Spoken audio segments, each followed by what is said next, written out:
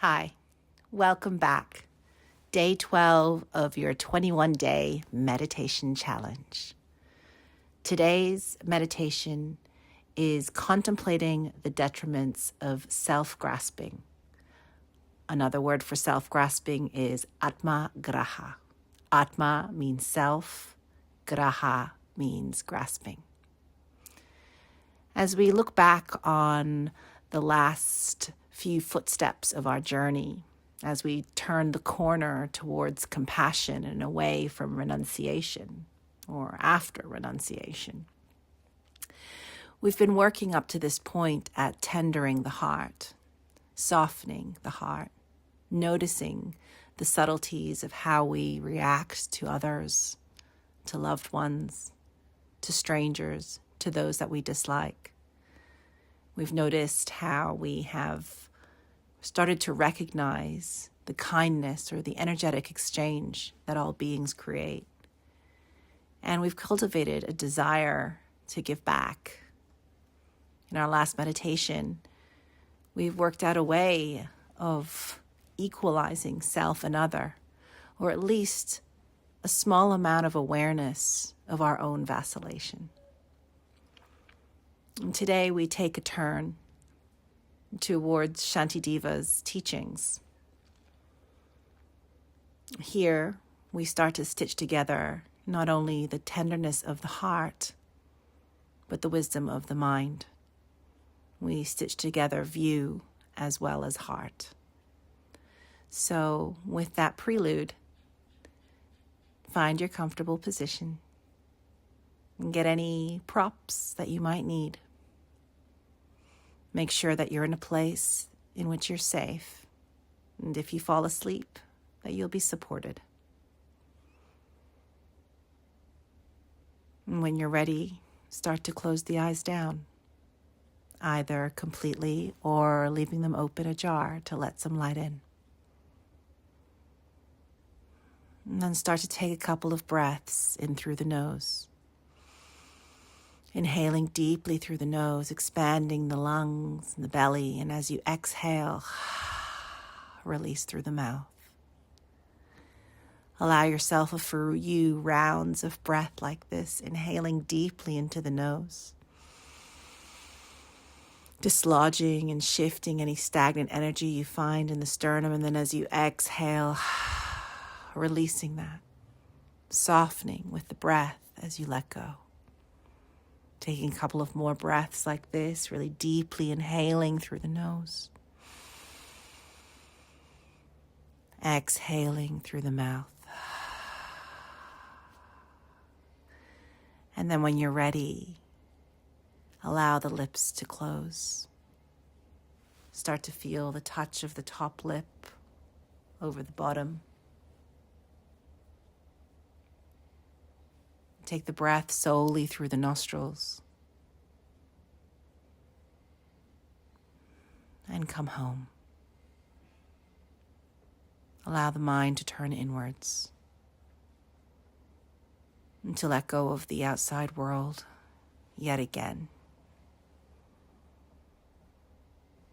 Breathe.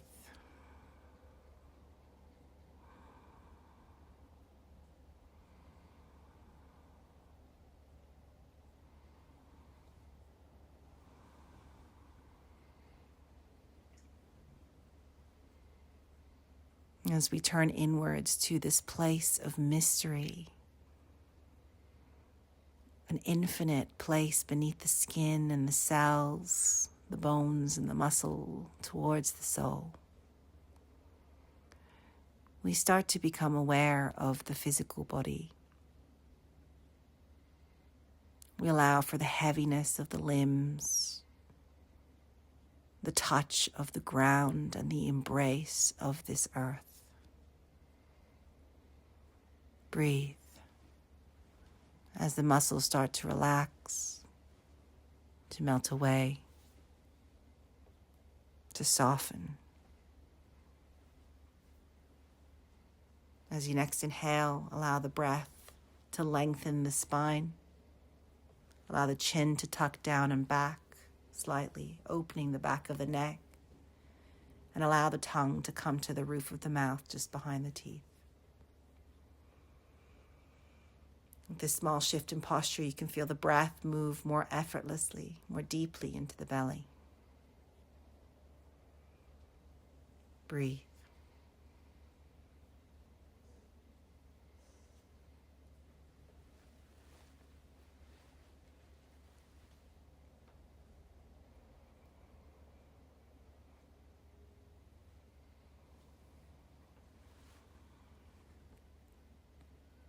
Dropping more and more deeply into the body, becoming more and more attuned to the touch of the skin to the earth.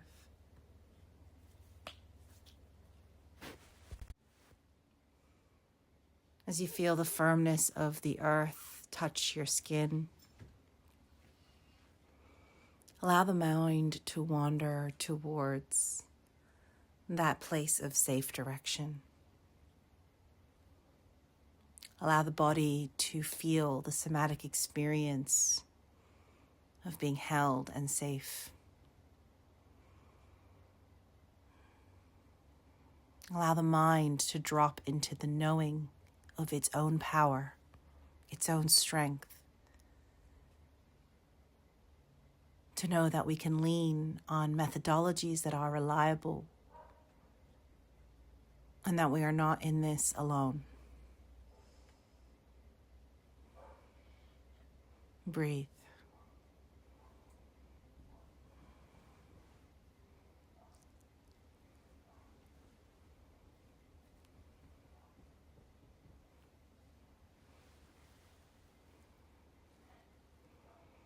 Once we feel that safety, that sensation, somatic experience arise,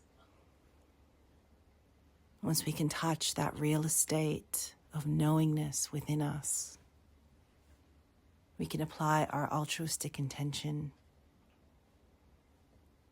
Everything that we cultivate within ourselves, we offer to others, can be felt by others,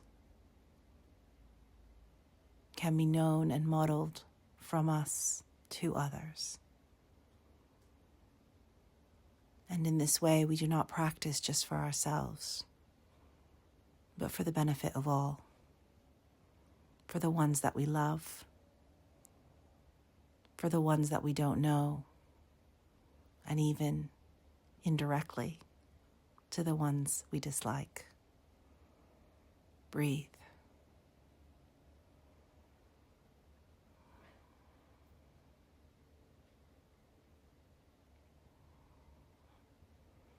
And at this point, we can begin to dissolve appearances. The rehearsal of the process of death. The ultimate letting go of what we think we know, of who we think we are, and what this reality is. A stepping into the emptiness, the openness, and the flow of ultimate reality. And slowly here, allow the melting away of the physical, as though we've stepped into a warm lake, and all that is hard and brittle softens into fluid, into liquid. The confines of density start to relax, to become more open, more malleable.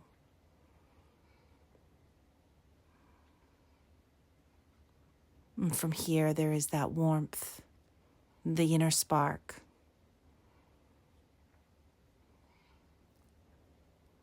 The warmth that begins to permeate, to grow, until even this liquid, this state of water, evaporates. And we are smoke, air. Density uncurls just even more.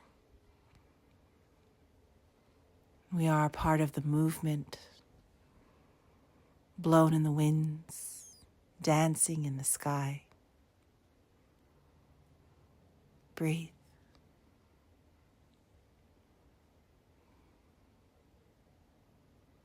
And slowly here, like a feather that touches the earth,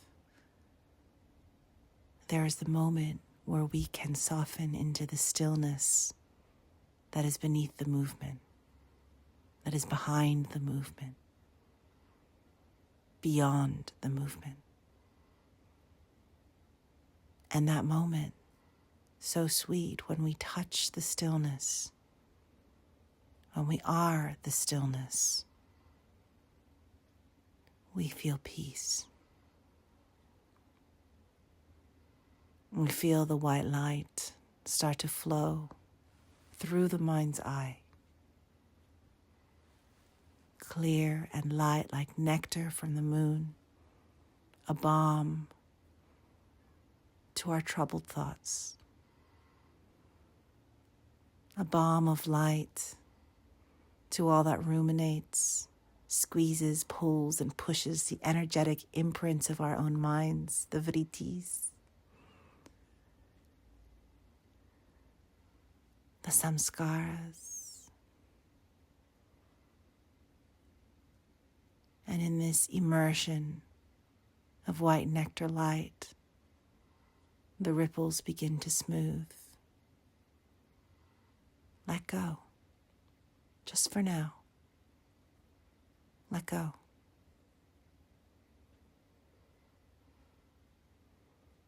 With the smoothing of the light, the white light takes on that red hue, and we deep dive into today's contemplation. The color of red, radiant and rich, penetrative red that starts to pick away, not at the surface, but at the roots. The roots of the weeds of our garden. Here we find those familiar offenders. We find craving, yearning. We find anger, hatred. And even deeper, beneath the surface, we find this misunderstanding of what we think we are. The Atma-graha. Breathe. This is the mula klesha, the fundamental klesha. Breathe. The red light, just for now, picks away at these roots. And in our safety, just for now, we can let go. Like a leaf that falls at autumn. Let go. And now free of craving and aversion, of shame, of self-grasping, the Atma-graha. We can simply be.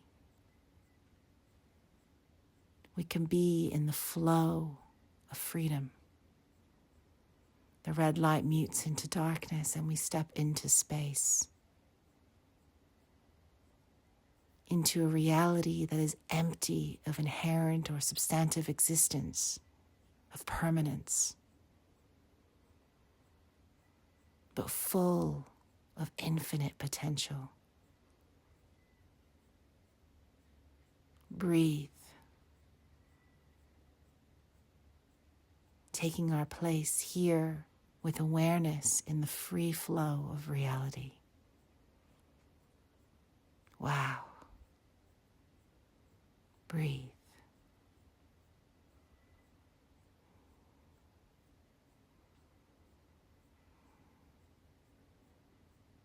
And from here, we cast the eye of the dream body, that small bubble shape, signifying a witness point, imbued with the wisdom of impermanence, almost hologramic in its view.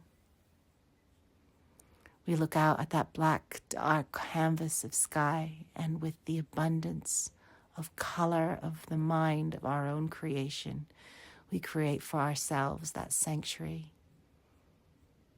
What does it look like today? Breathe.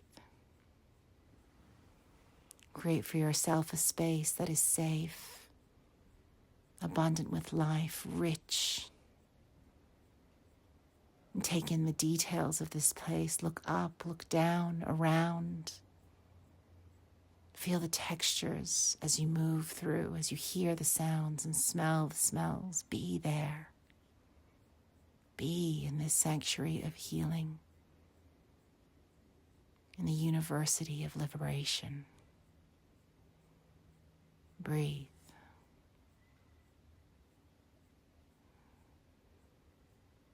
There's a path that we are walking. And along that path, we are visited by two beings. These beings gaze at us with unconditional positive regard. Their eyes seem to fall upon all aspects of ourselves without recoiling, without judgment, but with an infinite pouring of compassion, one that is palpable, one that is deep. Breathe. And this is a compassion based on wisdom, not on morality, but on wisdom, on seeing, knowing, feeling. Breathe. These beings usher you in through an open door, and here you are in a room of jewels. They usher you to take a seat, to be at ease, to feel comfort. The way they are with you is familiar, as though they know. They see, they hear, they feel, and they care. You start to develop a sense that you are being initiated, that you are being given wisdom, a view that possibly was not known before or clear. Before you, there is a small box. You hold the box. You open the box. And there is a small root coming out of a red seed. You instantly know what this is called. You know what this is all of a sudden. This is the Atma-graha, the self-grasping, and you take a look at the root, its gnarls, the way it intertwines, moves itself around your fingers almost imperceptibly. Breathe. You are now gazing at the root. You've seen the root. Now that this root has formed an image, an imprint in the mind, we place it back in the box. The two beings have entered meditation next to us, and we join them. Breathe.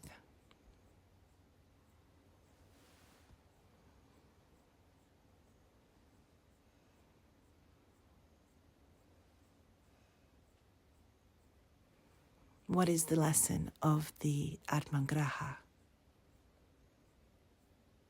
What does this root tell us about the way we treat and know ourselves and the way we treat and know others?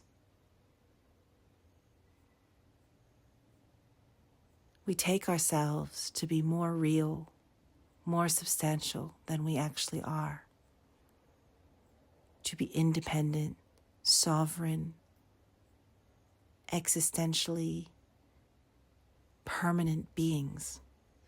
And we see others as that way as well. We see other experiences in that way too. This is the misunderstanding.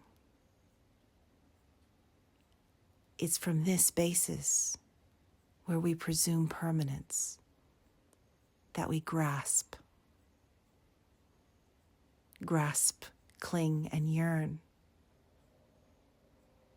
When we yearn and grasp and we don't get, then comes the anger, the disappointment. We're trapped in a fantasy, a hallucination, one in which we presume there is a self that is permanent, and therefore we grasp. We are self-grasping. We cling to that idea of who we think we are. We yearn for this identity to be founded, to be as they are. And when that yearning is not met with satisfaction, as it won't be, because permanence is not here, then comes the anger, the disappointment. In this meditation, we're invited to look at the myriad forms of suffering around us. The ecological, the economic divide, racial injustice, domestic violence, abuse on a mass level. These things seem so enormous and overwhelming. How to address all of these myriad forms of suffering? And then the image of Atma-graha arises. From Shantideva all the way to the Buddha, we're invited to fight at the root cause rather than the myriads, to pull out the root cause and the cards will fall. Let's test this. Let's pick one. One form of suffering that we see today around us, whether it is environmental, economic, racial, domestic violence, abuse, whatever it is, pick one. And let's trace it back. There is the repulsion with human nature, with certain things that we see. We want justice. We want what's right. So what is this domino effect that leads people to do horrible things? We trace it back. Without failure, we find fear, greed, yearning, grasping. And then when that's ungratified or not gratified, there's anger underneath. Let's go a little further down the line. Beneath that, what do we find? Atma-graha. The self-grasping is there. The grasping for a self that is permanent is there. Beneath the yearning, the aversion, there is this. And we're reminded that we don't need to actually look any further than our own backyard. We don't need to look around at the horrific myriads of out there suffering. We can start right here, right with our own hallucination, our own Atma-graha. We're invited not to take on every individual suffering, but to drive all of those blames into one. We're invited to not blame others, not blame ourselves, but to blame that subtle instinct in the heart that has been here from beginningless time, that crystallizes the misunderstanding of self-grasping over reality, that habit we all have that reifies or makes self, other, and existence substantial rather than ultimate flow of relative reality. And when we see that in us, no one is exempt. We revisit those that are causing us so much disgust, so much repulsion. And we start to see that everyone, each and every one of us, whether we are creating small, medium, or large havocs in the world, we have all fallen prey to this hallucination of permanent self. All of us. And from this, we can develop the genuine feeling, the black belt version of compassion, a genuine wish that we all could wake up. We are all on this path together. This form of compassion sounds nice, but it's not easy to activate. We are all suffering because of Atma-graha, the grasping of a self that is permanent, but is not.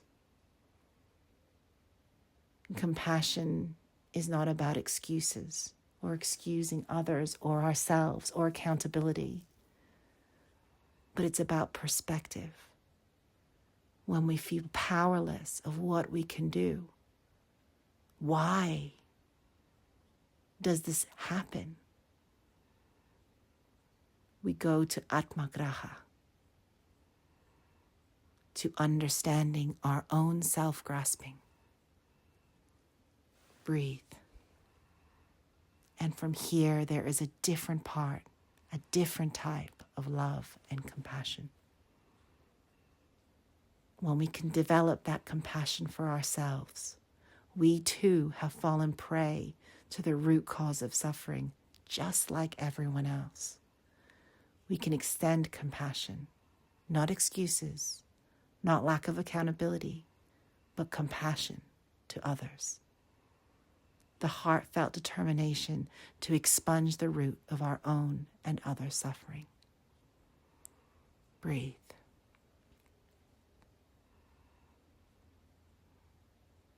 In the chamber with the two beings, we hear them shuffle and shift. The meditation is complete. Our eyes meet, and we understand their knowing now. We understand the root not only of their suffering and ours, but of their compassion.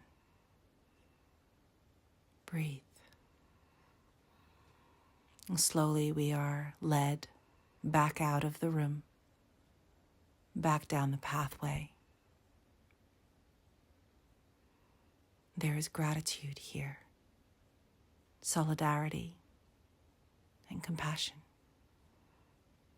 Gently, the image, our sanctuary, starts to dissolve away, back into the flow of infinite reality.